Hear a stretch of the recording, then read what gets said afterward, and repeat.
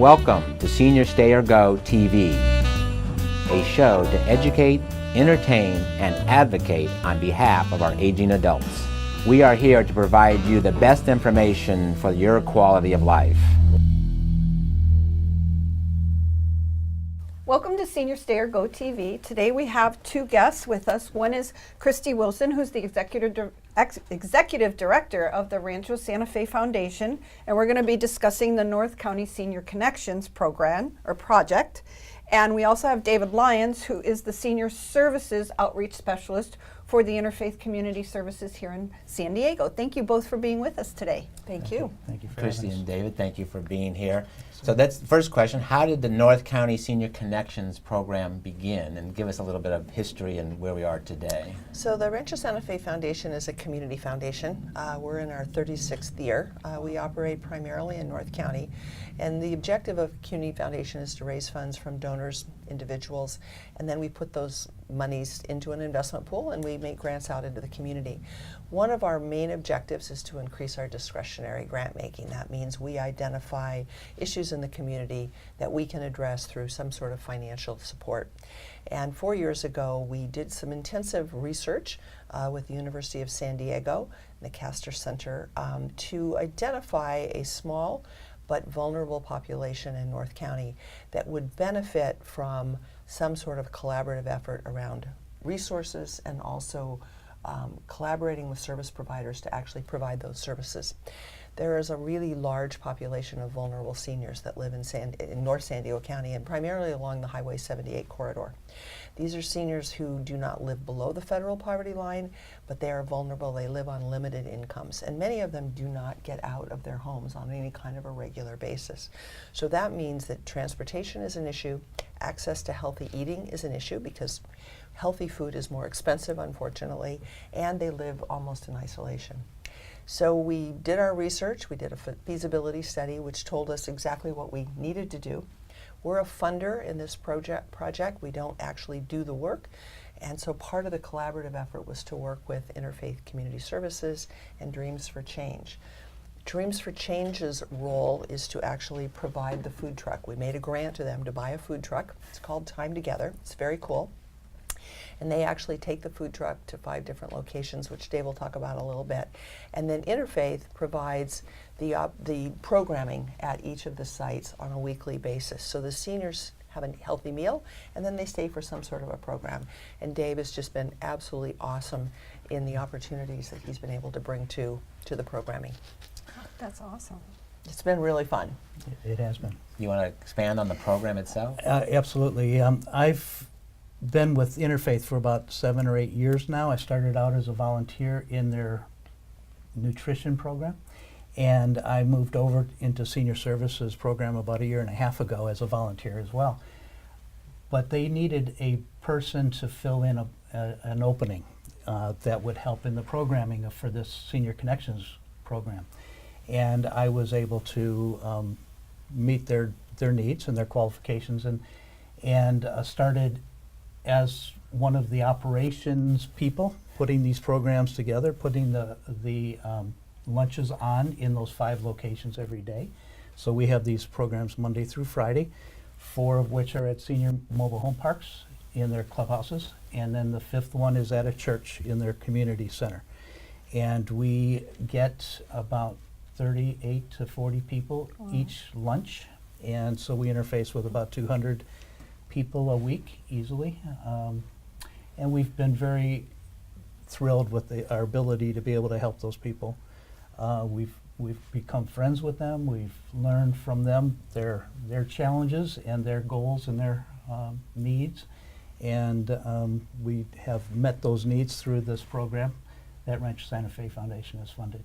It's been very, very great opportunity. Yes. Kudos to both of you. Yeah, really, that's awesome. It's been great. It's been a wonderful partnership. It has been. So with the Dreams for Change and the Interfaith Community Services working together to bring these services to the seniors, is it strictly at those locations that you've identified, and do you plan on expanding that, or what are your long-term goals? Well, right now, for this past year that I've been involved with this program, we have established those 5 locations as our focus points. With a new funding source, possibly we will have a chance to revisit them and to look at the sites that may need our service, and consider those as opportunities for bringing the lunch program to them. But right now we have focused on those 5 locations because we found that there is a continual need and that the results have been worthwhile continuing to serve those populations. Are there any services other than the meals that you'd like to be able to provide? Absolutely, and that's one of the beauties of this program, because it gives us an opportunity to outreach. Interfaith has been around since the late 70s, and we started when 14 pastors got together because they recognized that there were hungry homeless folks and they wanted to best serve that population. So they pooled their financial resources and their volunteers, and they started to serve that population. Well, we've since grown to 350 churches who are now members of Interfaith, and we have 45 programs. So we serve them in a variety of needs, including veteran services, shelters, housing needs for transitional housing for families and things, counseling, support services, addiction recovery services, and many programs like that. But Senior Connections gives us that opportunity to reach to the seniors, the population that are 55 and above. And we are able to share those other services that we provide to that population as well, through that opportunity to reach them and interface with them on a weekly basis, if you will, each location. So the Rancho Santa Fe Foundation has been involved with since day one? Day one. We actually created the program again because we were looking for an issue that wasn't so huge that we would have no impact in it, but was large enough that we would gain some visibility and also be able to affect the outcomes that we were looking for. We knew that these seniors needed access to healthy meals. We knew they were craving opportunities for socialization, and many have needed the wraparound services that Interfaith has been able to provide. So by devising this program, we felt that it was comprehensive, and our objective was to stay involved with the program from start to finish for 4 years. The first year being that of developing the program, figuring out how we were going to partner with Interfaith and Dreams for Change, and then we'll step away at the end of this year. We will have met our funding commitment, and we will have proven the concept that this works. So in looking forward, the end of this year is sort of our warm handoff to Interfaith and Dreams for Change. We hope the program will continue indefinitely. We'd love to see it expand to other parts of San Diego County, but that's not the main objective, I don't think. But we know how to do it. We know how to do it well. We've learned how to do it better over the last 3 years. There certainly have been course corrections. But I think the strength of the collaboration and the partnership has been there was enough money to do it well. We had the right partners in place, and we also have created a space in which we can come together and look at what needs to be tweaked.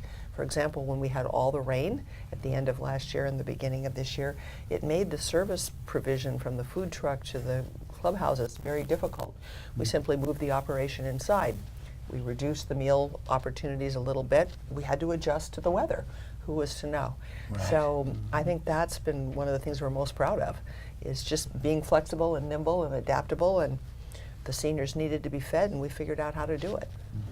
Are the seniors, like you said, in the home park, mobile home park? Can people from outside the mobile home park participate, or how does the word spread into the community? They are definitely welcome to come from off property.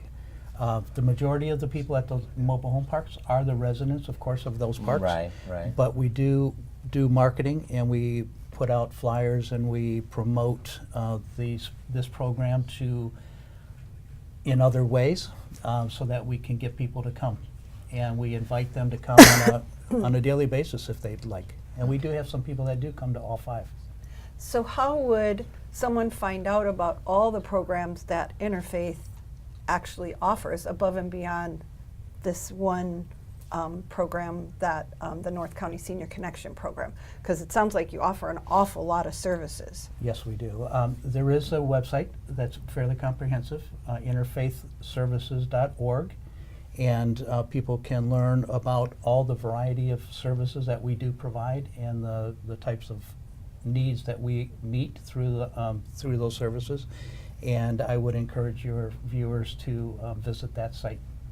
And are there qualifying factors that enable someone to participate, or? In some of our programs, there are certain requirements that are met because we are funded through grants and through state and federal funds sometimes, and they have requirements that we have to meet. For this particular program, the Senior Connections Group program, we have a minimum age requirement of 55. We don't disallow people that are under that age to come, because families do come, and visitors to Grandma and Grandpa's home will come with them to lunch. We just charge them a little bit more money. But our main objectives for this lunch, and I think that Christy started out with 3 goals: food, friends, and health. And we've kind of expanded that to 5 objectives for this lunch. We want to create a welcoming environment.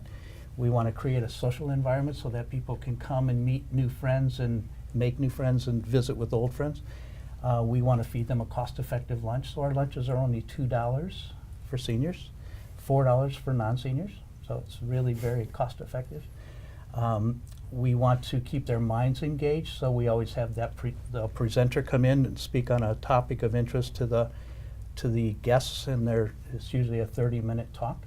Is that during the lunch, before or after? Or? We really guard that social time.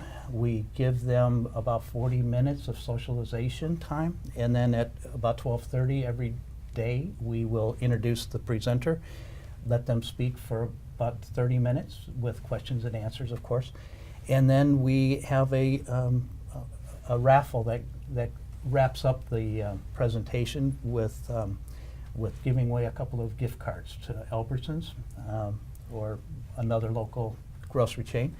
And we get really good results that way, and people love the programs. They love the opportunity to learn. And then the last objective that we want to get them out of their isolation and out of their homes, because we understand that isolation creates depression, and depression creates alcoholism possibly, or drug addiction, or all kinds of other problems, right? So we want to help prevent that. So this particular program, I think, accomplishes every one of those objectives splendidly. You know what's been really interesting for me, you always learn along the way, and that is there aren't as many 55-year-olds as there probably are 80-year-olds in the program, but along that age spectrum, these people are very proud. They've found themselves in these circumstances in many cases through no fault of their own. And so we wanted to provide an opportunity where they would feel dignified. So by paying a small amount of money for their lunches, they don't feel like they're on welfare or they're getting a handout. There are some who qualify for the CalFresh program, and they can use their EBT cards on site. So a $2 meal or even a $4 meal for family members is still considered, affordable, and they're paying for that. They're not getting a handout, and that has preserved their dignity, which I think has been one of the primary reasons why they continue to come back. It's affordable for them, and it's healthy. The other thing that's been very fun is we've partnered with the North County Food Bank, and they provide free produce every week or every 2 weeks. It's almost daily. Daily, okay, even better. And so they can bring a reusable grocery bag or whatever, and they can take home fresh produce. So not only are we giving them a healthy meal 1 day a week, but we're also promoting that idea of healthy eating 7 days a week. And by providing that fresh produce, they have a lot of variety. One woman made a comment that she hadn't seen white radishes since her grandmother's victory garden. That was a long time ago. So those little sort of aha memory-creating instances have been really fun. And just again, part of the learning that we've gone through as a result of our relationship with them. For the millennials, Victory Garden was World War II. That's right, absolutely. You have to clarify that. It's like the e-ticket at Disneyland. That's right. Nobody World War II. Yeah, nobody has a Greatest clue. generation. So you mentioned, Christy, a handoff in terms of your exiting the program. What are going to be your greatest needs and wants and wishes over the next 12 months? I think finding the funding that will continue this program, to support this program. We are in discussions with a few other foundations that look promising, but we haven't secured that funding yet. So we are actively pursuing new opportunities to expand this program, or I say expand it, to continue it. I don't know that there are expansion plans. We haven't really gotten that far yet, but we are still looking at what does next year hold. So, Awesome. Well, it sounds like what you offer in North County is definitely needed. We work a lot with seniors, and I think it's astounding at how many seniors are living at or below the poverty level in North County, because North County is considered very affluent, but it's not everywhere. So I think they're great services to be able to provide. I know a lot of the senior centers try and provide meals as well, but again, the more people out there providing these services, the more people that can be served by them. So absolutely. And these services are going to help these people, this age group, not to find themselves in emergency rooms and urgent cares on any kind of a regular basis. You know, we're not taking blood pressures and doing those kinds of things, but we can see the change in their affect, in their behavior. They look forward to senior connections. It's like on their weekly calendar, and they deserve this. They've served our country well over all of these years, and so if we can maintain that healthy lifestyle, even in a small group of people, it's going to change the demographics of North County and hopefully diminish the number of seniors who are finding themselves in these circumstances of isolation and being food insecure. So the food truck is named what now? Thyme, T-H-Y-M-E, Together. Oh, okay. It was an old orange taco truck when we bought it, and we found a company that would do a wrap, which is just changing the look of the food truck. It's a great truck. It works really, really well. So every meal that is served every day is made to order and with fresh produce. And they're senior meals, so they've been tailored to the particular dietary needs of seniors, as opposed to the fast food and not eating that many of them became accustomed to.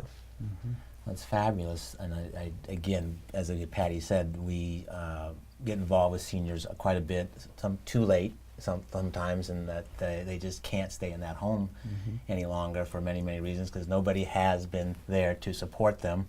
That's right. Health, food, and the first first mission was Food. Friends. Friends, and health. right. Yeah, food, friends, and health. So we thank you for coming today, and we wish you much. Christy, thank you for joining us today, and thank you for the Rancho Santa Fe Foundation for putting this program together and funding it for the last 4 years and being really the innovator and leader in making this happen. I remember talking about this 4 or 5 years ago. And the dream came true, so kudos for that. Oh, thank you. And David, thank you for taking this on. Yes. I would be interested, you must have a operations pass that was allow you to do this so successfully, because it's a big job. Coordination is a huge, party planning is a huge job, so getting people out. One of the things that I would just like to share a little bit is the collaboration that's gone on in this last year, especially since I've been involved, because I don't have a perspective before. But the collaboration has been between not only Dreams for Change, Interfaith, Rancho Santa Fe Foundation, but Rancho Santa Fe Foundation also had the insight to be able to bring in the Castor Center from the USD to oversee this program and to help guide us and to make sure that we are meeting the objectives that Rancho Santa Fe Foundation had laid out for us initially in the program. So they've given us their perspectives on how we could improve the program, how to bring a little bit more accountability, and how to bring new changes to the program that would improve it in many ways. And we've been able to successfully implement those recommendations and those suggestions, and we work with them on a monthly basis. They produce an oversight report, a status report, if you will, and then we meet with the whole team on a quarterly basis, and we discuss the observations that the Castor Foundation has made over the course of that quarter, and we are able to keep that communication open and working together very well, and we look forward to those continued communications. You're preaching to the choir over here. She's the planner and accountability person. I'm not. So she goes, Ron, now there's got to be a plan and there's got to be accountability. Really? There has to be all that to be successful? But when you have the right partners in place, it's natural, it's organic. And I just want to, certainly echo what Dave said, but to thank both of you for bringing this issue forward. Seniors have become a bit of a forgotten part of our population, and that is not the right thing to do. They're still very viable members of our community. So, And have lots to offer. absolutely. And Lots to so, offer. thank you for bringing this issue yes, forward and it's the work our- that you do. Thank you for being here, and we, it's our passion for doing it, and we hope we bring some help for you guys in terms of funding and continue the program and make it bigger and better because it's very important. So we thank you both for being here today. Thank you. Thank you. And stay tuned for more Senior Stay or Go TV.